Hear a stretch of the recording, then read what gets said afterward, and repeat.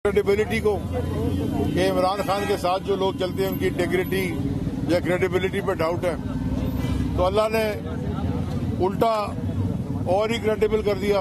शब्बर जैदी ने भी मैंने सुना कल कह दिया कि वो जो फाइनेंशियल विजिट है पाकिस्तान को कि ये केस ही नहीं बनता।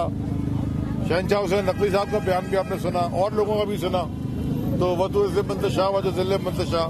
लेकिन सबसे इम्पोर्टेंट बात जो मैं कहना चाहता हूँ, मैं शुक्रगुजार हूँ कराची की सारे सपोर्ट का, गवर्नर साहब का, बिलाल का, आफ्ताब भाई खासतौर पे आपका, शहाब का, बाकी खालिद तुम्हारा, सबका, जितने साथी यहाँ पे जैसे खड़े रहे।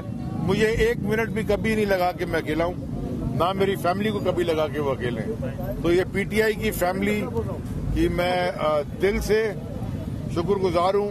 और वो कहते हैं अंग्रेजी में आई एम हम्बल्ड, जितनी औकात नहीं है उतनी अल्लाह दे सकती है।